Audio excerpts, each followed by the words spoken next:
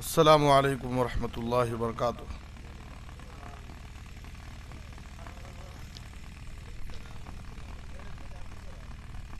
ان الحمد للہ نحمده ونستعینه ونستغفره ونعوذ باللہ من شرور انفسنا ومن سیئات اعمالنا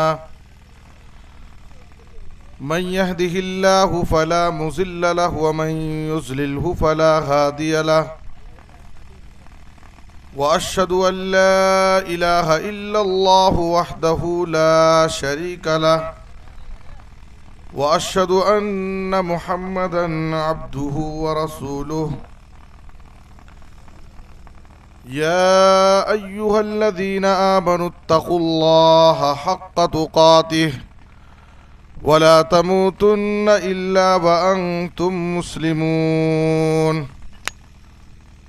يا أيها الناس اتقوا ربكم الذي خلقكم من نفس واحدة وخلق منها زوجها وبث منهما رجالا كثيرا ونساء واتقوا الله الذي تساءلون به والأرحام إن الله كان عليكم رقيبا يا أيها الذين آمنوا اتقوا الله وقولوا قولا سديدا يصلح لكم أعمالكم ويغفر لكم ذنوبكم ومن يطع الله ورسوله فقد فاز فوزا عظيما أما بعد فإن خير الحديث كتاب الله وأحسن الهدي هدي محمد صلى الله عليه وسلم وشر الأمور محدثاتها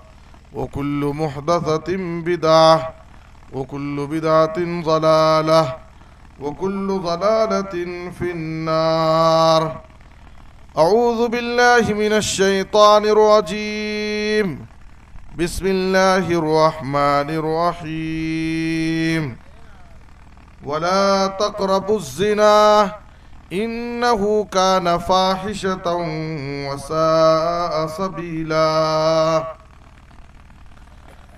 لائق صد احترام صدر اجلاس، معزز علماء کرام، عمائدین جماعت، بزرگوں، دینی ملی بھائیوں، نوجوانوں، خواتین اسلام، عزیز بچوں،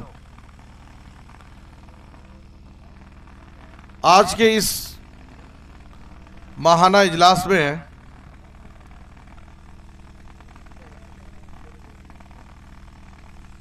میری گفتگو کا موضوع ہے زنا ایک سنگین گناہ۔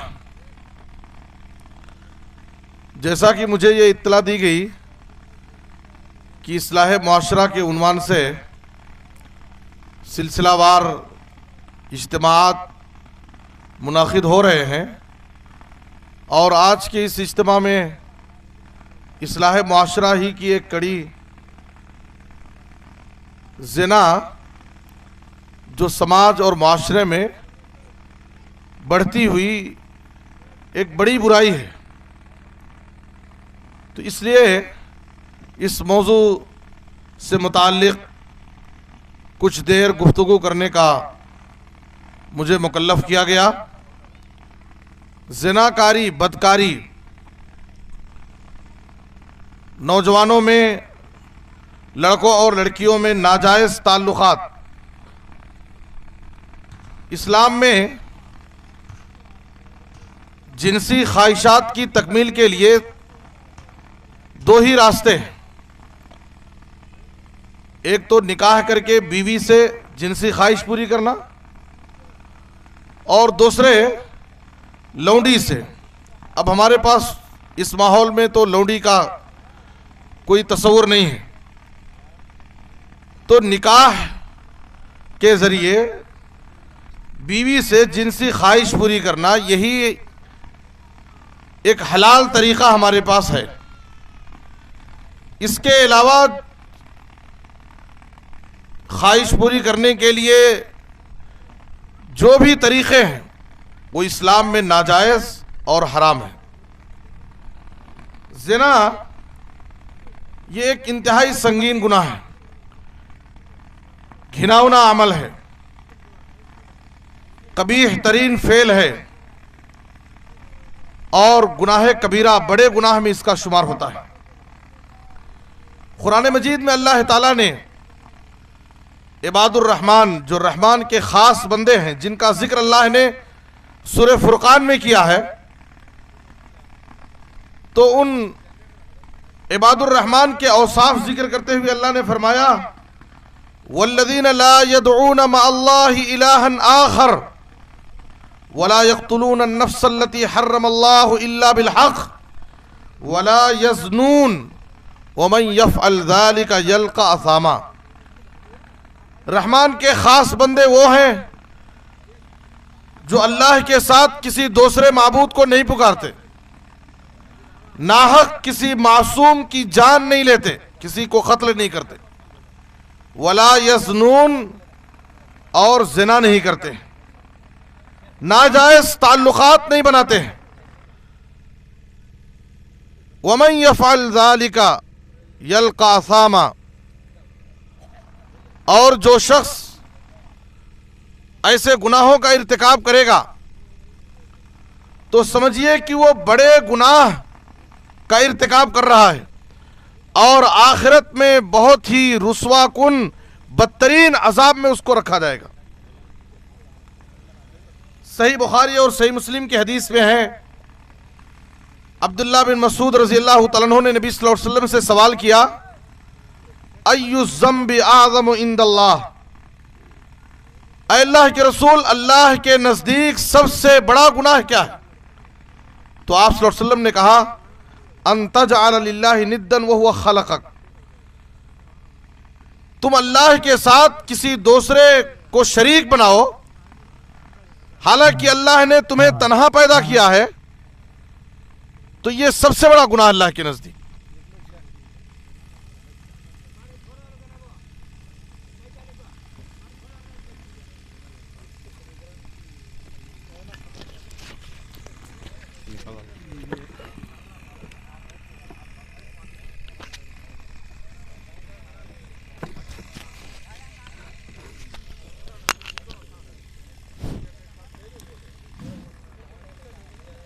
کہا کہ شرک تو سب سے بڑا گناہ ہے ہی، ثم ایو، اس کے بعد پھر بڑا گناہ کیا ہے؟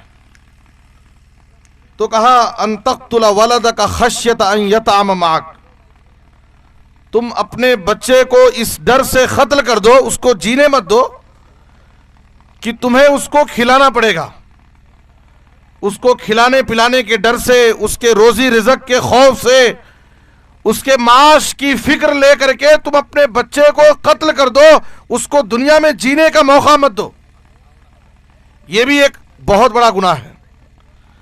پھر کہا کہ اس کے بعد بڑا گناہ کیا ہے؟ تو کہا ان تزانی حلیلۃ جارک، تم اپنے پڑوس کی بیوی سے زنا کرو۔ آپ قرآن مجید کی اس آیت اور نبی صلی اللہ علیہ وسلم کی اس حدیث میں غور فرمائے کہ شرک اور قتل ناحق کے بعد، شرک اور قتل ناحق کے بعد سب سے بڑا گناہ زناکاری اور بدکاری ہے۔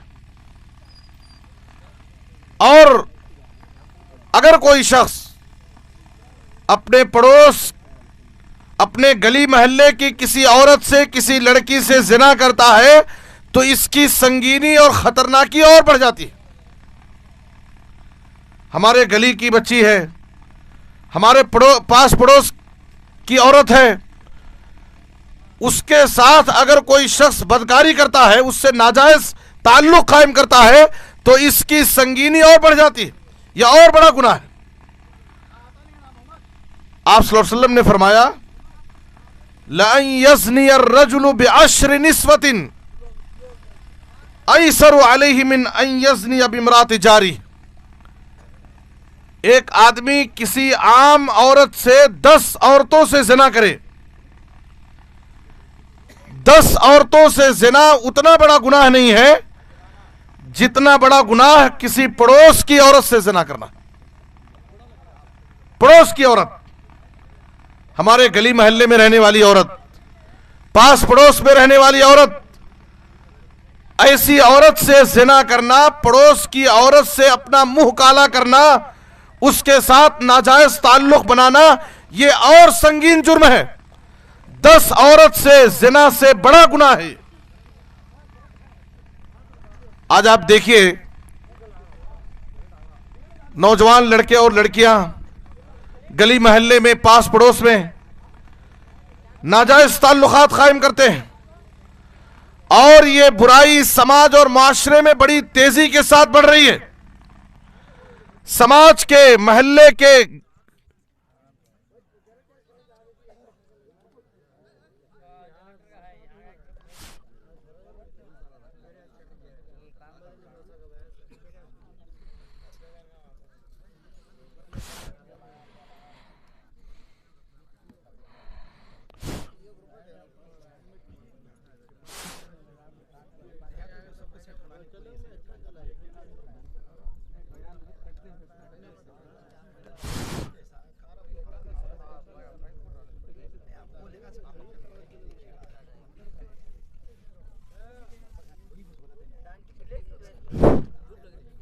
ہم تو کیا کرتے؟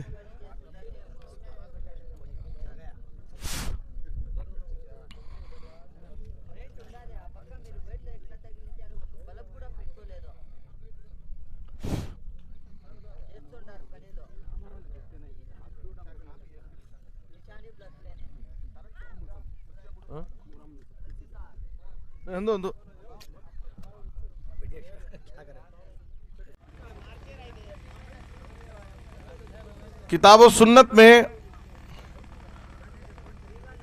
اسی لیے شرمگاہوں کی عزت و آبرو کی حفاظت کی تعلیم دی گئی۔ قرآن مجید میں اللہ تعالیٰ نے جہاں پر جنتیوں کے صفات ذکر کیے ہیں، اپنے کامیاب بندوں کا تذکرہ کیا ہے، اور ان کے بہت سارے صفات ذکر کیے ہیں، اس میں ایک صفت یہ بھی ہے والذین ہم لفروجہم حافظون۔ کامیاب لوگ وہ ہیں، آخرت میں جنت کے مستحق ہونے والے وہ بندے ہیں جو اپنی زندگی میں اپنی شرمگاہوں کی، اپنی عزت و آبرو کی حفاظت کرتے، کبھی بھی اپنے دامن کو داغدار نہیں ہونے دیتے۔ والذین ہم لفروجہم حافظون۔ سنن ترمذی کی حدیث میں ہے، جناب محمد الرسول اللہ صلی اللہ علیہ وسلم سے سوال کیا گیا، سئل رسول اللہ صلی اللہ علیہ وسلم عن اکثر ما يدخل الناس النار قال الفم والفرج۔ اے اللہ کے رسول، کل قیامت کے دن سب سے زیادہ کس وجہ سے لوگ جہنم میں جائیں گے؟ تو آپ صلی اللہ علیہ وسلم نے کہا الفم والفرج، ایک زبان اور دوسرے شرمگاہ کا غلط استعمال کرنے کی وجہ سے، زبان اور شرمگاہ کا غلط استعمال کرنے کی وجہ سے کل قیامت کے دن سب سے زیادہ لوگ جہنم میں جائیں گے۔ اسی لیے جناب محمد الرسول اللہ صلی اللہ علیہ وسلم نے ایک مرتبہ صحابہ کرام کی مجلس میں اعلان کیا، من یضمن لی ما بین لحییہ وما بین رجلیہ اضمن لہ الجنہ۔ بتاؤ تم میں سے کون ہے جو مجھے 2 چیزوں کی حفاظت کی ضمانت دے؟ میں 2 چیزوں کی اپنی زندگی میں حفاظت کروں گا، ان کا صحیح استعمال کروں گا، میں اسے جنت کی ضمانت دیتا ہوں۔ 2 چیزوں کی جو شخص حفاظت کر لیا، اس کا غلط استعمال نہیں کیا، نبی صلی اللہ علیہ وسلم نے ایسے شخص کو دنیا ہی میں جنت کی ضمانت دی ہے۔ آپ غور فرمائیں، ایک تو ضمانت دینے والے ہمارے نبی صلی اللہ علیہ وسلم ہیں، جو اپنے وعدے میں اور اپنے قول و قرار میں جھوٹے نہیں ہو سکتے، نعوذ باللہ۔ اور ضمانت بھی کس چیز کی؟ جنت کی ضمانت، جو ایک مومن کا گوہر مطلوب ہے، جو آخرت کی سب سے بڑی کامیابی ہے۔ آپ صلی اللہ علیہ وسلم نے کہا کہ وہ 2 چیزیں جس کی حفاظت کرنی ہے، جس پر جنت کی ضمانت ہے، وہ کیا ہے؟ ایک زبان کی حفاظت اور دوسرے شرمگاہ کی حفاظت۔ تو اس لیے ہمیں اپنی زندگی میں اپنے شرمگاہ، اپنی عزت و آبرو کی حفاظت پر توجہ دینا ہے۔ صحیح مسلم کی حدیث میں نبی صلی اللہ علیہ وسلم نے کہا لا یزنی الزانی حین یزنی وہو مؤمن، زنا ایسا سنگین اور خطرناک گناہ ہے جب ایک آدمی زناکاری اور بدکاری کرتا ہے تو اس وقت وہ مومن نہیں ہوتا، ایمان کا نور اس کے دل سے نکل جاتا ہے۔ شرابی شراب پیتے وقت مومن نہیں ہوتا، چور چوری کرتے وقت مومن نہیں ہوتا، ڈاکو ڈاکہ زنی کرتے وقت مومن نہیں ہوتا۔ یہ نبی صلی اللہ علیہ وسلم کی تعلیمات ہے۔ اس لیے ایک مسلمان کو، ایک نوجوان لڑکے اور لڑکی کو اپنی زندگی میں سب سے زیادہ ایمان اور عقیدے کی حفاظت کے بعد اپنی عزت و آبرو کی حفاظت پر توجہ دینا ہے۔ ہماری عزت و آبرو محفوظ رہے، ہم اپنی نظروں کی حفاظت کریں، ہم اپنی شرمگاہوں کی حفاظت کریں اور حلال طریقے سے نکاح کے ذریعے ہی اپنی خواہشات کی تکمیل کریں۔ زنا کی سنگینی، بدکاری، ناجائز تعلقات، یہ ایسا سنگین گناہ ہے کہ اس کی ایسے لوگوں کے لیے، زانیوں کے لیے، بدکاروں کے لیے دنیا میں بھی دردناک عذاب اور سزائیں ہیں اور آخرت میں بھی سزائیں ہیں، اور ان سزاؤں کا تعلق زانی سے بھی ہے، اور جس معاشرے اور سماج میں ایسے بدتر لوگ پائے جاتے ہیں اس سماج سے بھی۔ یہ کیسا گھناؤنا عمل ہے؟ آپ صلی اللہ علیہ وسلم نے فرمایا اذا ظہر الزنا والربا فی قریۃ فقد احلوا بانفسہم عذاب اللہ، اگر کسی قریہ میں، کسی بستی میں دو قسم کے گناہ عام ہو جائیں، دو قسم کے گناہ اگر کسی بستی میں عام ہو گئے، زیادہ لوگ اس گناہ کا شکار ہو گئے، کثرت سے کسی بستی میں اگر دو گناہ پائے جاتے ہیں، تو آپ صلی اللہ علیہ وسلم نے کہا اس بستی کے لوگوں نے اپنے اوپر اللہ کے عذاب کو واجب کر لیا، اب وہ اللہ کے عذاب کے وہ مستحق ہو گئے ہیں۔ اللہ کا عذاب ان پر کب آئے گا، کس شکل میں آئے گا، وہ اللہ بہتر جانتا۔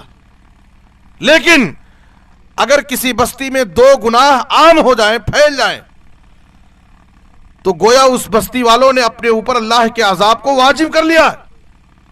وہ دو گناہ کیا ہے؟ ایک سود خوری، سودی کاروبار، سودی لین دین، اور دوسرے زناکاری، بدکاری، ناجائز تعلقات۔ آج آپ دیکھیے خریوں سے لے کر کے شہروں تک یہ دونوں گناہ بڑی تیزی کے ساتھ بڑھ رہے ہیں۔ سود خوری بھی بہت عام ہوتی جا رہی ہے، اکثر لوگ سودی لعنت کے شکار ہیں،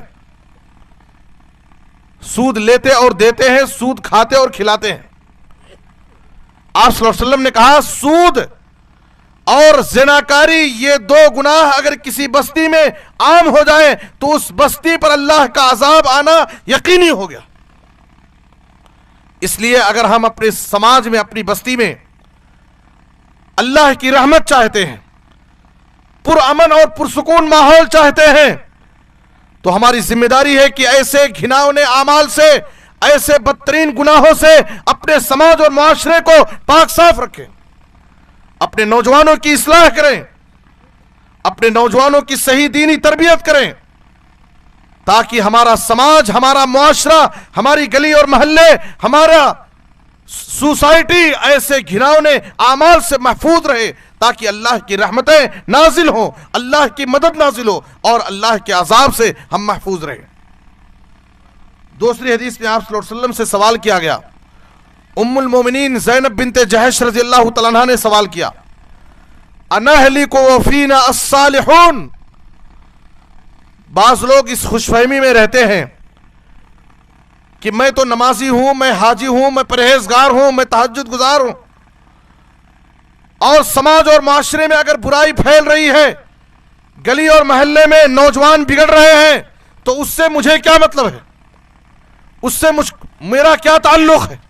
میں تو اپنی جگہ اچھا انسان ہوں، میں نمازی ہوں، میں عبادت گزار ہوں، میں پرہیزگار ہوں۔ یاد رکھیے، صرف آپ کا نمازی اور پرہیزگار ہونا یہ کافی نہیں ہے۔ آپ کی ذمہ داری یہ ہے کہ آپ خود نیک بنے، دوسروں کو بھی نیک بنانے کی کوشش کریں۔ آپ کی یہ ذمہ داری ہے کہ خود گناہوں سے بچیں اور لوگوں کو بھی گناہوں سے بچانے کی کوشش کریں۔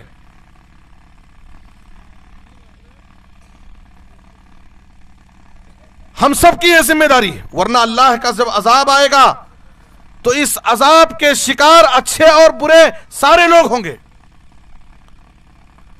آپ سے سوال کیا گیا انہلک وفینا الصالحون، کیا ہمارے درمیان صالحین موجود ہیں، نیک لوگ موجود ہیں؟ ان کے رہتے ہوئے اللہ کا عذاب آ سکتا ہے؟ کیا ہم ہلاک ہو سکتے ہیں؟ نبی صلی اللہ علیہ وسلم نے کہا نعم اذا کثر الخبث، ہاں جب بدکاری عام ہو جائے گی، بے حیائی بہت تیزی کے ساتھ پھیلنے لگے گی، برائیاں بہت زیادہ عام ہو جائیں گی، تو اچھے اور نیک متقی لوگوں کی موجودگی میں بھی اللہ کا عذاب آ سکتا ہے، اور جب عذاب آئے گا تو اچھے اور برے سارے لوگ اس عذاب کا شکار ہوں گے۔ وَاتَّقُوا فِتْنَةً لَا تُصِيبَنَّ الَّذِينَ ظَلَمُوا مِنْكُمْ خَاصَّةً، اے لوگو ڈرو اللہ کے اس عذاب سے جو عذاب خاص ظالموں، نافرمانوں، گنہگاروں پر ہی نہیں آئے گا، بلکہ اس عذاب کے شکار سارے لوگ ہو جائیں گے۔ اور ایک حدیث کے اندر آپ صلی اللہ علیہ وسلم نے کہا جب کسی سماج اور معاشرے میں برائی پھیلتی ہے، بے حیائی بڑھتی ہے، نوجوان لڑکوں لڑکیوں میں، خواتین میں جب بدکاری عام ہو جاتی ہے، یاد رکھیں اللہ کی طرف سے ایسی ایسی بیماریاں آتی ہیں جن بیماریوں کے ہم نے نام بھی نہیں سنے ہوں۔ ہمارے باپ دادا میں پہلے زمانے میں ان بیماریوں کا تصور بھی نہیں تھا۔ آج آپ دیکھیے آئے دن ایسے مہلک اور موذی خطرناک بیماریاں جنم لے رہی ہیں جس کی وجہ سے لوگ پریشان ہیں۔ آپ صلی اللہ علیہ وسلم نے کیا فرمایا؟ لم تظہر الفاحشۃ فی قوم قط حتی یعلنوا بها الا فشا فیہم الطاعون، جب کسی قوم میں، کسی سماج میں اعلانیہ طور پر کھلم کھلا برسر عام بے حیائی بدکاری بڑھنے لگے، عام ہو جائے، تو یاد رکھو کہ طاعون جیسی مہلک بیماری اور ایسی ایسی بیماریاں اس سماج اور معاشرے میں اللہ کی طرف سے نازل ہوں گی جو تمہارے باپ دادا میں وہ ایسی بیماریاں نہیں تھیں۔ اور آپ صلی اللہ علیہ وسلم نے ایک اور حدیث کے اندر فرمایا وَلَا ظَهَرَتِ الْفَاحِشَةُ فِي قَوْمٍ قَطْ إِلَّا سَلَّطَ اللَّهُ عَلَيْهِمُ الْمَوْتِ، جب کسی قوم میں بے حیائی بدکاری عام ہو جاتی ہے تو اللہ تعالیٰ ان پر موت کا سلسلہ جاری کر دیتا ہے، کثرت سے اموات شروع ہو جاتے ہیں۔ آج آپ دیکھیے دیکھتے دیکھتے لوگ کسی حادثے کا شکار ہو جاتے ہیں، دیکھتے دیکھتے ایک اچھا خاصا صحت مند نوجوان انسان کسی بیماری کا شکار ہو جاتا ہے اور اسی میں اس کی موت ہو جاتی ہے۔ یہ سب وجوہات کیوں ہیں؟ نئی نئی بیماریاں اور کثرت سے اموات کا یہ جو سلسلہ ہے اس کی وجہ کیا ہے؟ اس کی وجہ یہ ہے کہ سماج میں بے حیائی برائی تیزی کے ساتھ بڑھ رہی ہے، اس لیے نئی نئی بیماریاں بھی جنم لے رہی ہیں اور اموات کا کثرت سے سلسلہ جاری ہے۔ میرے بزرگوں اور دوستوں، یہ زناکاری اور بدکاری کی دنیاوی جو سزا ہے اجتماعی اور سماجی سطح پر اور انفرادی طور پر زانی اور بدکار انسان کے لیے جو اللہ کی طرف سے کتاب و سنت میں جو سزائیں مقرر ہے اسلام میں، اگر وہ شادی شدہ ہے تو اس کو اس دنیا میں ایسے بدترین انسان کو اس دنیا میں اسلام جینے کا حق نہیں دیتا ہے۔ اگر کوئی شخص کسی سے ناجائز تعلق قائم کر لے، کسی سے زنا اور بدکاری کر لیتا ہے اور وہ شادی شدہ ہے تو اسلام اس کو جینے کا حق نہیں دیتا، اس کو رجم کر دیا جائے، پتھروں سے مار کر اس کو ہلاک کر دیا جائے۔ اور اگر وہ غیر شادی شدہ ہے تو اس کو 100 کوڑے لگائے جائیں اور 1 سال کے لیے اس کو بستی سے باہر نکال دیا جائے. یہ اسلام کی سزائیں ہیں. اسلامی عدالت اگر ہو تو حاکم وقت ایسے مجرموں پر، ایسے بدکاروں پر اسلام کا یہ قانون نافذ کرے گا اور یہ سزا دے گا. آپ سوچئے یہ برائیاں، یہ بے حیائی، یہ بدکاری آج سماج اور معاشرے میں کیسی تیزی کے ساتھ بڑھ رہی ہے. اور اخروی اعتبار سے نبی صلی اللہ علیہ وسلم نے صحیح بخاری کی حدیث میں فرمایا کہ عام طور پر نبی صلی اللہ علیہ وسلم فجر کی نماز سے فارغ ہونے کے بعد صحابہ کے سامنے اعلان کرتے کہ کوئی خواب دیکھا ہے. اگر کوئی خواب ذکر کرتا تو نبی صلی اللہ علیہ وسلم اس خواب کی تعبیر بتاتے. ایک دن نبی صلی اللہ علیہ وسلم نے کہا کہ میرے پاس 2 آنے والے آئے، یعنی جبریل اور میکائیل، اور مجھے ایک ایسے مقام پر لے گئے جو تنور جیسا ایک بڑا گڑھا ہے اور اس میں آگ بھڑک رہی ہے اور اس میں برہنہ مرد اور خواتین ہیں. اس آگ کی بھٹی میں برہنہ مرد اور عورتیں ہیں. نیچے سے آگ بھڑکتی ہے اور جب وہ آگ کے شعلے ان کو لگتے ہیں تو وہ چیختے اور چلاتے ہیں. چیخو پکار ہے اس گڑھے میں. میں نے کہا کہ یہ بدترین سزا، یہ عذاب ان کو دیا جا رہا ہے، ان کا جرم کیا ہے، ان کی سزا، ان کا گناہ کیا ہے؟ تو مجھ سے بتایا گیا کہ یہ زانی مرد اور زانیہ عورتیں ہیں. یہ زانی مرد اور زانیہ عورتیں ہیں جو اپنی دنیا کی زندگی میں ناجائز طریقے سے اپنی خواہشات پوری کرتے تھے. لوگوں سے ان کے غلط تعلقات تھے، بدکاری کا شکار تھے، جس کی وجہ سے ان کو یہ دردناک عذاب اور سزا دی جا رہی. اور صحیح مسلم کی ایک حدیث کے اندر نبی صلی اللہ علیہ وسلم نے فرمایا ثلاثۃ لا یکلمہم اللہ یوم القیامہ ولا یزکیہم ولا ینظر الیہم ولہم عذاب علیم.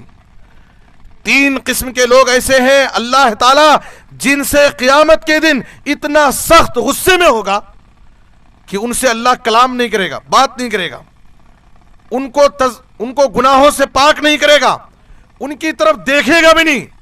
ان کے لیے دردناک عذاب ہوگا. ان 3 قسم کے لوگوں کا ذکر کرتے ہوئے نبی صلی اللہ علیہ وسلم نے کہا اس میں سے ایک شخص شیخ زانی مرد، وہ بھی ایسا زناکار بدکار انسان جو بڑھاپے کی عمر میں پہنچ گیا ہے لیکن پھر بھی اس کو غلط عادت پڑی ہوئی ہے.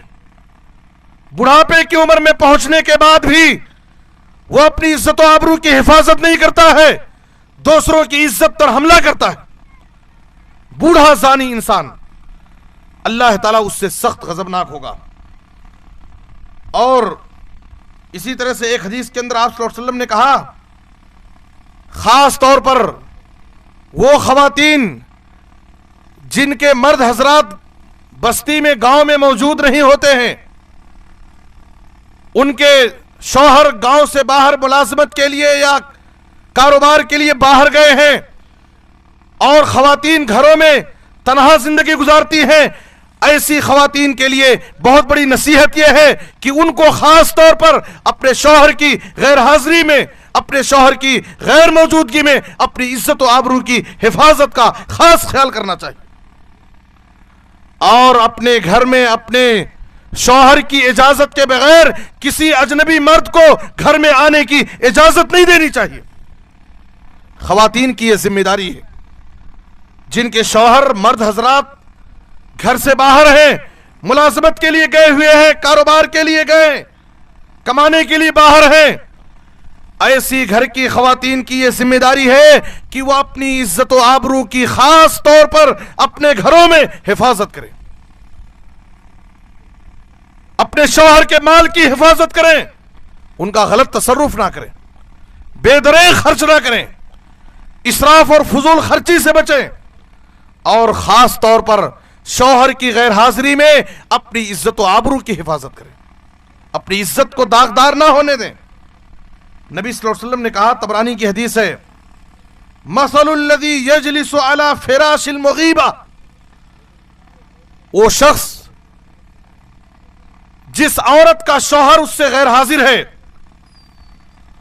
اس کے مرد کی، اس کے شوہر کی غیر حاضری میں اس کے گھر میں جا کر اس کے بستر پر بیٹھتا ہے، تو نبی صلی اللہ علیہ وسلم نے کہا اس کی مثال اس شخص کی طرح ہے کل قیامت کے دن جہنم کا اژدہا زہریلا سانپ اس کو جہنم میں ڈستا رہے گا اور اس کو یہ سزا مسلسل دی جائے گی۔ محترم حضرات، خواتین اسلام، ہمیں ایک بات پہ غور کرنا ہے۔ قرآن مجید میں اللہ تعالیٰ نے کہا وَلَا تَقْرَبُوا الزِّنَا إِنَّهُ كَانَ فَاحِشَةً وَسَاءَ سَبِيلًا، کہا کہ زنا مت کرو، بدکاری مت کرو، یہ نہیں کہا، بلکہ کہا کہ زنا کے قریب مت جاؤ، بدکاری کے قریب بھی مت جاؤ، ان تمام اسباب و ذرائع سے، ان تمام راستوں سے اپنے آپ کو دور رکھو جس سے تمہاری عزت داغدار ہو سکتی ہے، تم اس فتنے میں مبتلا ہو سکتے ہیں، اس گناہ کا شکار ہو سکتے ہیں، ان تمام راستوں سے اپنے آپ کو دور رکھو۔ قرآن میں اللہ نے کیا کہا؟ وَلَا تَقْرَبُوا الزِّنَا، زنا کے قریب بھی مت جاؤ۔ کیوں؟ اس لیے کہ انہو کان فاحشہ، یہ بڑا گھناؤنا عمل ہے، بڑا بدترین گناہ ہے۔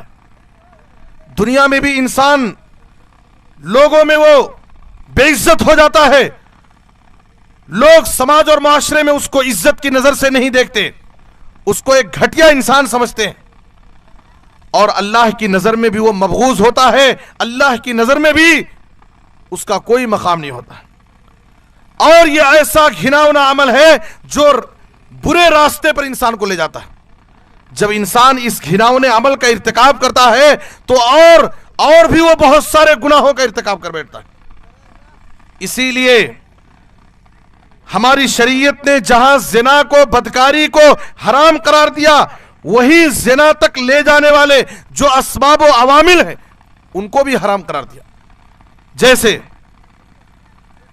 عزت و آبرو کی حفاظت کے لیے، بدکاری اور زنا کے فتنے سے اپنے آپ کو محفوظ رکھنے کے لیے اسلام نے ہمیں یہ تعلیم دی کہ سب سے پہلے ہم اپنی نظروں کی حفاظت کریں، اپنی نظر کی حفاظت کریں، بد نگاہی اور بد نظری کے فتنے سے محفوظ رہیں۔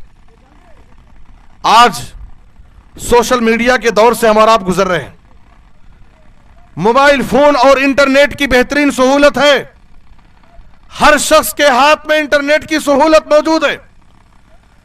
ایسے وقت میں بد نظری اور نظر کے فتنے سے اپنے آپ کو محفوظ رکھنا بڑا مشکل کام ہے۔ جب ایک انسان گھر سے باہر نکلتا ہے، بازار میں، راستوں پر بے پردہ عورتیں بے پردگی کا مظاہرہ کرتے ہوئے، اپنی زیب و زینت کا اظہار کرتے ہوئے ہمیں گناہوں کی طرف مائل کرتی ہے۔ ایسے وقت میں ہمیں اپنی نظروں کی حفاظت کرنا بے حد ضروری ہے۔ جو شخص اپنی نظر کو آزاد چھوڑ دیتا ہے اور ہر گزرنے والی لڑکی پر اپنی نظر، خواہش کی نظر ڈالتا ہے، شہوت کی نظر ڈالتا ہے، غلط تصویروں پر اپنی نظر ڈالتا ہے اور ان سے محظوظ ہوتا ہے، تو یاد رکھیے ایسا شخص بدکاری سے اور زنا سے اپنے آپ کو محفوظ نہیں رہ سکتا۔ قرآن مجید میں اللہ تعالیٰ نے مومن مردوں سے اور مومنہ خواتین سے، دونوں سے عزت و آبرو کی حفاظت کے لیے نظر کی حفاظت کی تعلیم دی۔ کہا قل للمؤمنین یغضوا من ابصارہم ویحفظوا فروجہم ذالک ازکی لہم۔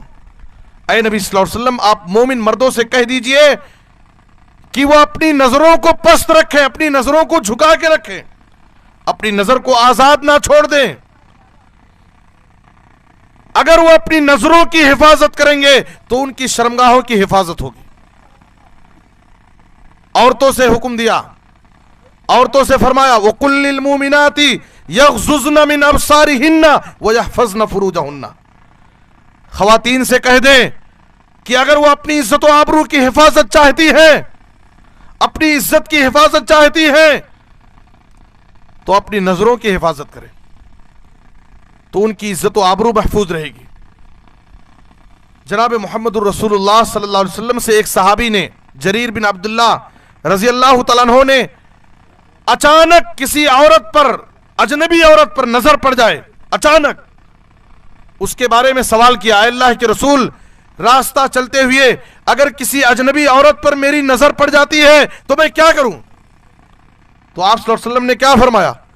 فَأَمَرَنِي أَنْ أَصْرِفَ بَصَرِي، آپ صلی اللہ علیہ وسلم نے مجھے حکم دیا کہ فوراً اپنی نظر پھیر لو۔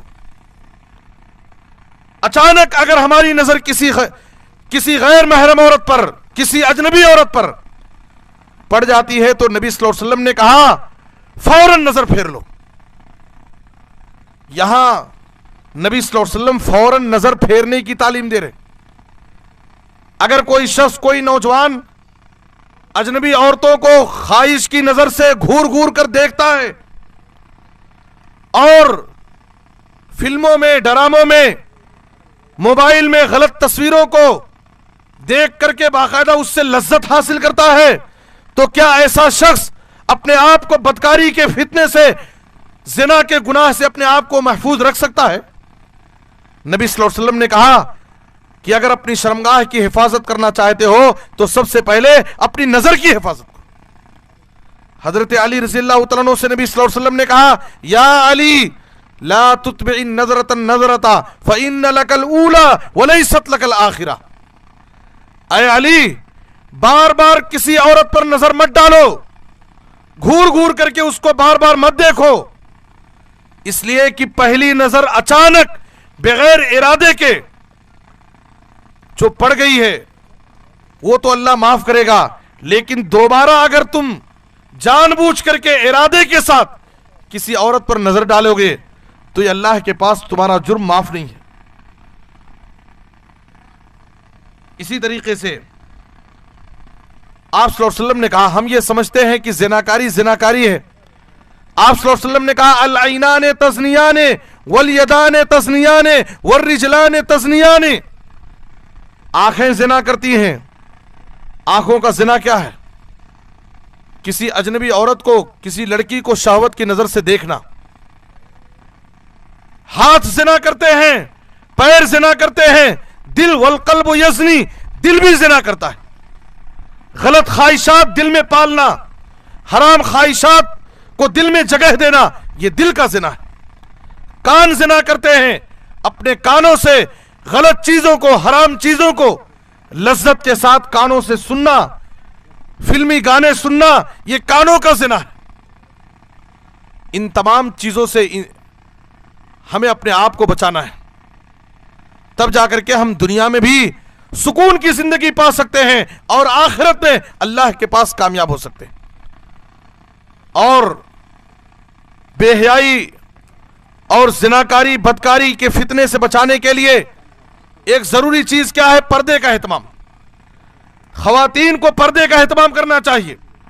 قرآن مجید میں اللہ تعالیٰ نے جہاں پردے کی تعلیم دی ہے، یدنین علیہن من جلابیبہن ذالک ادنی ان یعرفن فلا یؤذین، اگر کوئی عورت، کوئی لڑکی پردے کا اہتمام کرتی ہے تو اس کے پردے سے، اس کے حجاب سے اس کی شرافت کو جان لیا جاتا ہے کہ ایک شریف حیا والی عورت ہے، اور کوئی بھی نوجوان اس شریف حیا والی لڑکی کو چھیڑنے کی ہمت نہیں کرے گا وہ۔ لیکن اگر کوئی عورت، کوئی لڑکی اپنی زینت کا اظہار کرتی ہے، بے پردہ ہو کر کے گھر سے باہر نکلتی ہے، تو نبی صلی اللہ علیہ وسلم نے کہا المرأۃ اذا خرجت استشرفها الشیطان، شیطان نظر اٹھا اٹھا کر کے، گھور گھور کر کے اس کو دیکھتا ہے، اور شیطان نما جو نوجوان ہوتے ہیں وہ بھی ایسی عورتوں کو چھیڑ چھاڑ کرتے ہیں۔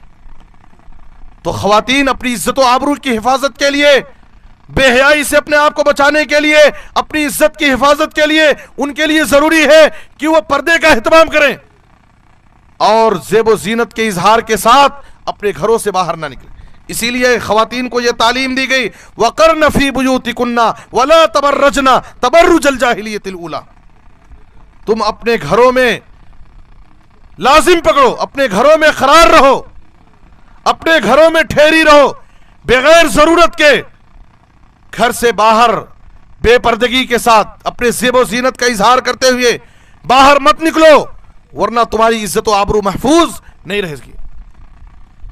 اور اسی طریقے سے بدکاری، بے حیائی کے فتنے سے، گناہ سے اپنے آپ کو بچانے کے لیے اسلام نے ہمیں یہ تعلیم دی کہ کوئی بھی اجنبی مرد اور اجنبی عورت، ایک اجنبی لڑکا اور لڑکی تنہائی میں نہ ملے، چاہے اسکول کے نام پر، کالج کے نام پر، تعلیم کے نام پر، ٹیوشن کے نام پر، کسی بھی نام پر۔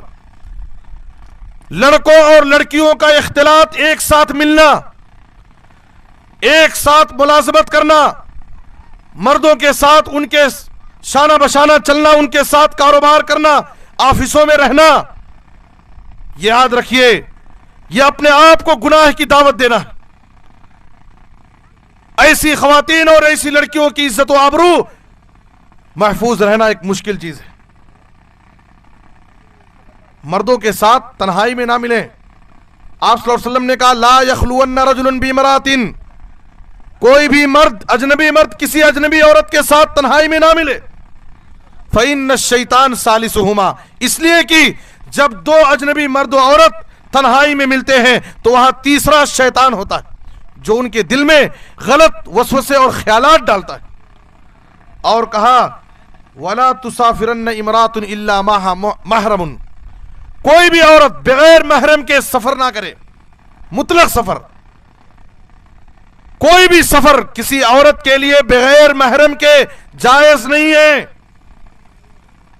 ایک آدمی نبی صلی اللہ علیہ وسلم کی خدمت میں، ایک صحابی حاضر ہوئے، کہا اللہ کے رسول میرا نام فلاں غزوے میں، فلاں جنگ میں جانے کے لیے میرا نام لکھا گیا ہے اور میری بیوی حج کے لیے جا رہی ہے، میں کیا کروں؟ میری بیوی حج کے لیے جا رہی ہے اور میرا نام فلاں جنگ میں شریک ہونے کے لیے لکھا گیا ہے۔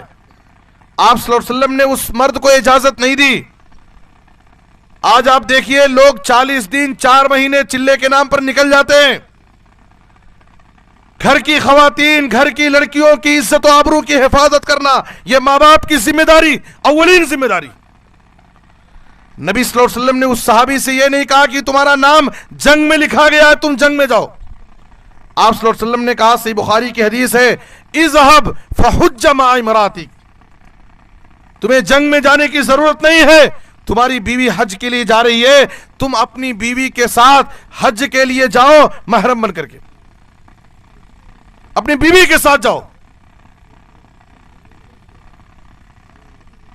اسی طریقے سے شادیوں میں، نوجوان لڑکوں اور لڑکیوں کی شادیوں میں تاخیر، یہ بھی بدکاری اور بے حیائی کے اسباب میں سے ایک سبب ہے۔ سماج اور معاشرے میں جو ناجائز تعلقات بڑھ رہے ہیں، زناکاری اور بدکاری کا گناہ بڑھ رہا ہے، اس کا ایک بڑا سبب کیا ہے؟ نوجوان لڑکوں اور لڑکیوں کی شادی میں بلا وجہ تاخیر۔ نوجوان لڑکوں اور لڑکیوں کی شادیوں میں تاخیر یہ ایک بڑا اہم سبب ہے زنا کے فتنے میں مبتلا ہونے کا۔ اس لیے کہ نکاح یہ ایک اہم ذریعہ ہے ہماری عزت و آبرو کی حفاظت کا۔ یا معاشر الشباب من استطاع منکم الباءۃ فلیتزوج فإنه اغض للبصر واحسن للفرج ومن لم يستطع فعليه بالصوم فإنه له وجاء۔ کہا کہ اے نوجوانوں کی جماعت، جو لوگ شادی کرنے کی طاقت رکھتے ہیں ان کو چاہیے کہ وہ شادی وقت پر کر لیں، اس لیے کہ نکاح ان کی نظروں کو جھکا دے گا اور ان کی عزت و آبرو کی حفاظت ہوگی۔ طاقت رکھنے کے باوجود اگر کوئی شخص شادی نہیں کر سکتا ہے تو اس کو چاہیے کہ وہ اپنی نظروں کی حفاظت کے لیے، اپنی عزت و آبرو کی حفاظت کے لیے وہ کثرت سے نفل روزے رکھے، اس لیے کہ روزہ اس کی شہوانی حرکتوں کو کنٹرول میں رکھے گی۔ آج زنا آسان ہوتا جا رہا ہے، نکاح مشکل ہو جا رہا ہے۔ آج سماج اور معاشرے میں حال کیا ہے؟ زنا آسان ہے اور نکاح مشکل ہو گیا ہے۔ شادی کے رسم و رواج، اسراف اور فضول خرچی، جہیز کی لعنت نے آج نکاح کو مشکل بنا دیا اور زنا کے راستے کو آسان کر دیا ہے، جبکہ اسلام میں نکاح کا بڑا آسان تصور ہے، بڑا آسان تصور ہے۔ نبی صلی اللہ علیہ وسلم نے ایک شخص کے پاس، جس کے پاس مہر دینے کے لیے کچھ بھی نہیں تھا، ایک لوہے کی معمولی انگوٹھی بھی نہیں تھی، تو آپ صلی اللہ علیہ وسلم نے ایک خاتون سے اس کا نکاح تعلیم قرآن کے عوض کیا اور کہا اذهب فقد زوجتکها بما معك من القرآن فعلمها، جاؤ تم اپنی بیوی کو قرآن کی جو سورتیں تمہیں یاد ہیں، اپنی بیوی کو وہ سورتیں سکھا دو، قرآن کی اس تعلیم کے عوض میں تمہاری شادی کر رہا ہوں۔ یہ اسلام میں نکاح کا آسان تصور ہے، اس لیے ضرورت اس بات کی ہے کہ نوجوان آگے بڑھیں اور نکاح کو سنت کے مطابق سادگی کے ساتھ آسانی سے کریں، تاکہ نوجوان لڑکیاں جو بن بیاہی اپنے غریب ماں باپ کے گھروں میں اپنی ارمانوں اور اپنی خواہشات کو چھپائے ہوئے بیٹھی ہوئی ہیں، اور بہت ساری مسلم بہن بیٹیاں غیروں کے ساتھ چلی جا رہی ہیں، ناجائز تعلقات بنا رہی ہیں، اس کے بہت بڑے ذمہ دار ہم بھی ہیں۔ جہیز کی لعنت سے ہم اپنے آپ کو بچائیں اور سنت کے مطابق سادگی کے ساتھ آگے بڑھ کر کے ایسی غریب بہن بیٹیوں سے نکاح کر کے ان کی عزت و آبرو کی حفاظت کرنے کا ہم ذریعہ اور سبب بنے۔ یاد رکھیں، آپ صلی اللہ علیہ وسلم نے کہا، قرآن میں اللہ تعالیٰ نے کہا ان یکونوا فقراء یغنیہم اللہ من فضلہ، اگر شادی کے وقت ایک آدمی غریب ہے، کمزور ہے، اس کی مالی حالت کمزور ہے، اللہ تعالیٰ اس کے شادی کے بعد اس کی شادی کی برکت سے اس کو خوشحال زندگی عطا کرے گا۔ اس کے گھر میں، اس کے نکاح میں جو لڑکی آئے گی، اس کی برکت سے اللہ تعالیٰ اس کی روزی رزق میں برکت عطا فرمائے گا۔ اور جناب محمد الرسول اللہ صلی اللہ علیہ وسلم نے کہا کہ اگر کوئی شخص عفت و پاک دامنی کے لیے، اپنی عزت و آبرو کی حفاظت کے لیے اگر نکاح کرتا ہے تو اللہ تعالیٰ ایسے شخص کی ضرور مدد کرتا ہے۔ ثلاثۃ حق علی اللہ عونہم، تین قسم کے لوگوں کی اللہ ضرور مدد کرتا ہے۔ اس میں سے آپ نے کہا والناکح الذی یرید العفاف، وہ نوجوان جو پاک دامنی کے لیے، اپنی عزت و آبرو کی حفاظت کے لیے نکاح کرتا ہے۔ اس لیے جہیز کے فتنے کو ختم کریں، سنت کے مطابق سادگی کے ساتھ نکاح کو ہم عام کریں۔ آج غریب ماں باپ کا حال یہ ہے، جس کی بیٹی جوان ہوتی ہے، کس مصیبت میں جان ہوتی ہے، بوڑھے ماں باپ کے کلیجے پر ایک بھاری چٹان ہوتی۔ غریب ماں باپ پریشان ہیں کہ آخر اپنی بیٹیوں کے لیے ہم کہاں سے ایک مالدار لڑکا تلاش کریں اور اس کی خواہشوں کو ہم پورا کریں۔ اس لیے اگر ہم چاہتے ہیں کہ اپنے سماج اور معاشرے سے بے حیائی، بدکاری اور زناکاری کے اس گناہ کا خاتمہ ہو، تو ضروری ہے کہ ہم نکاح کو سنت کے مطابق سادگی کے ساتھ عام کریں اور رسم و رواج، فضول خرچی اور جہیز کے لعنت کو ختم کریں۔ اور ایک چیز، بے حیائی، بدکاری کے فتنے سے ہماری بہن بیٹیوں کو بچانے کے لیے ضروری ہے کہ ہم اپنی بہن بیٹیوں کے دلوں میں ایمان کی محبت قائم کریں۔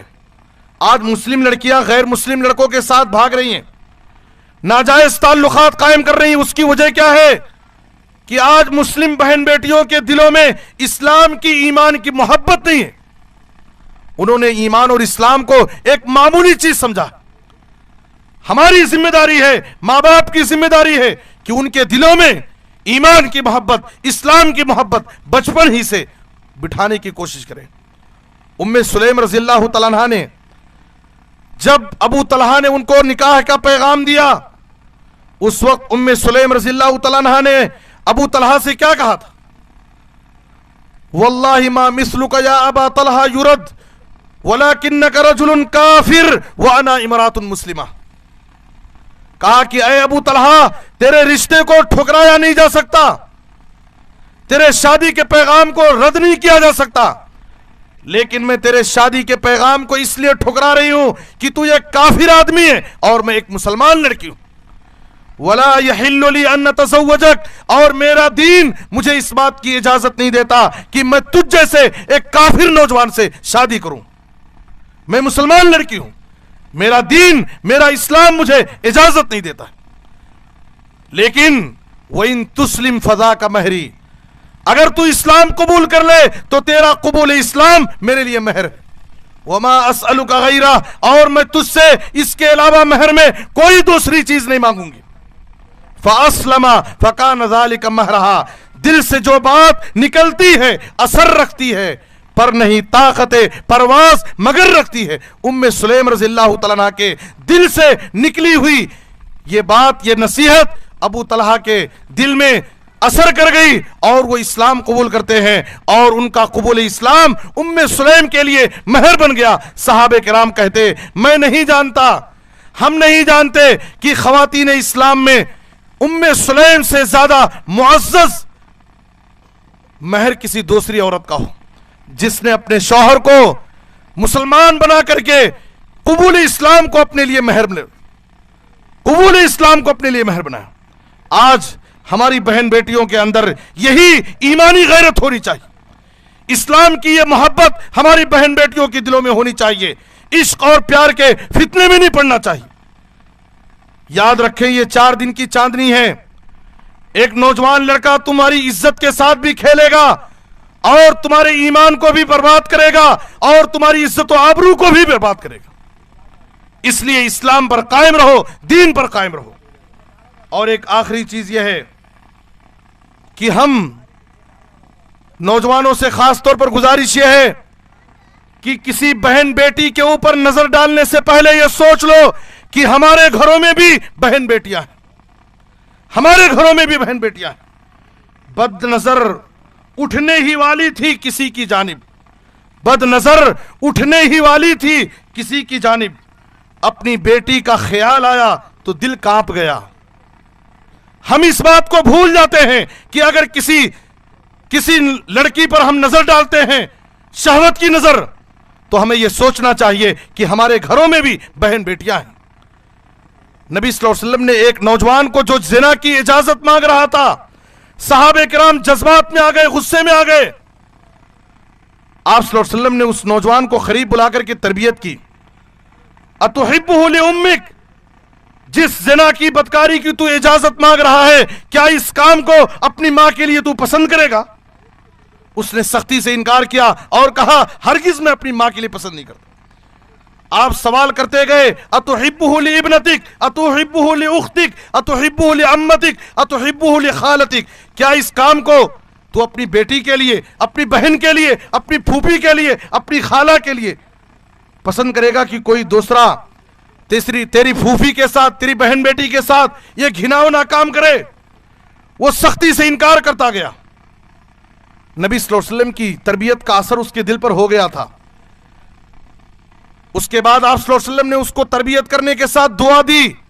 اس کے سینے پر ہاتھ رکھ کر کے آپ نے کہا اللہم اغفر ذنبہ وطہر قلبہ وحسن فرجہ، اے اللہ اس کے گناہوں کو معاف کر دے، اس کے دل کو گناہوں سے پاک کر دے، اور اس کو اپنی زندگی میں اپنے شرمگاہ کی، اپنی عزت و آبرو کی حفاظت کی توفیق دے. حدیث کے راوی کہتے ہیں نبی کی اس تربیت کا اثر یہ ہوا کہ وہ نوجوان کبھی کسی گناہ کی طرف نظر نہیں اٹھایا. آج ہمارے نوجوانوں کی ایسی تربیت کی ضرورت ہے، نوجوان لڑکوں اور لڑکیوں کی تربیت کی ضرورت ہے. اس لیے کہ نوجوانوں کے لیے برائی کے پلیٹ فارم بہت ہیں.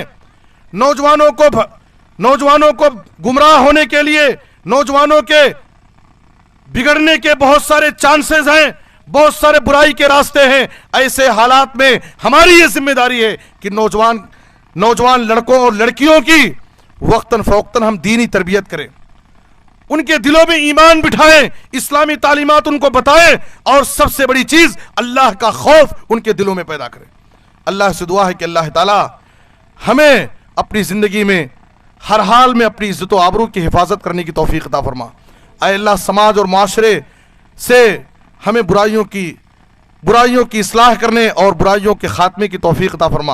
اے اللہ ہم میں سے ہر شخص کو کتاب و سنت پر عمل کرنے کی توفیق دے، اور ہر قسم کے حادثات سے، بلاؤں سے، آفتوں سے محفوظ رکھے، خاتمہ بالخیر فرمائے، آمین تقبل یا رب العالمین۔ وصلی اللہ علی نبینا محمد و آلہ وصحبہ اجمعین۔ والسلام علیکم ورحمۃ اللہ وبرکاتہ۔